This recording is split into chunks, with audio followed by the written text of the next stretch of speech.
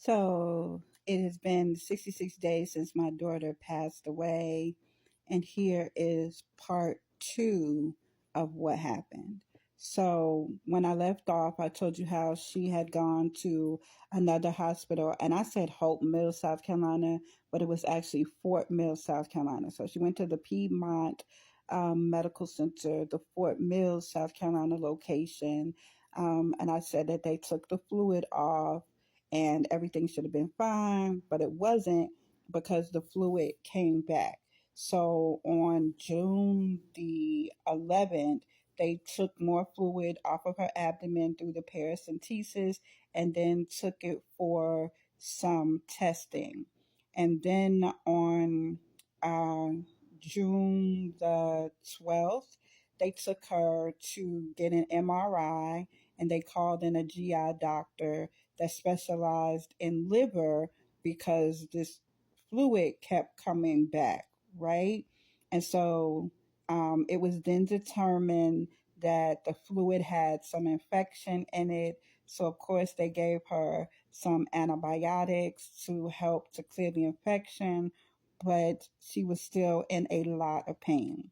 So, from June the 11th to about June the 23rd, me and her are simply communicating back and forth via text message and phone calls. On June the 16th, she had the fluid drained again, right? So now we're talking about June the 10th, June the 11th, and June the 16th. Um, she had more fluid drained again. But again, this fluid is still not just in her abdomen, it's now going down her legs. And because of this fluid, it is causing her to be in a lot of pain, right? So she calls me on June the 22nd because they were giving her pain medicine. They were giving her I think a choice between oxycodone and morphine. And because she was in so much pain, she would ask for the morphine during the day and the oxycodone she would take at night to carry her through the night. But for whatever reason, she gets this particular nurse who doesn't want to give her the morphine. They go back and forth, and this nurse doesn't give her any pain medicine at all and just leaves her in the room. So first I call up to the hospital, I speak to the charge nurse, I speak to supervisors, but I clearly wasn't going to get the outcome I was looking for. So I don't drive across bridges and overpasses. So I hop on the bus again, and now I go back to Fort Mill, South Carolina. I arrive on June the 23rd. By the time I arrive, the doctors are now saying that not only is there a problem with her liver, that her kidneys are now shutting down, right? And so they have no idea of what's going on or why they're cutting, why they're trying to shut down. So they start to give her a medicine called albumin, which is a human protein, which is supposed to help in that process. So not only was her liver bad, her kidneys were shutting down, her spleen was also messed up, and her blood pressure was what they call light. In other words, her blood pressure was really low. Well, not really low. It was like 90 something over something, and it would never go above the 90. So we're talking about that top number, right?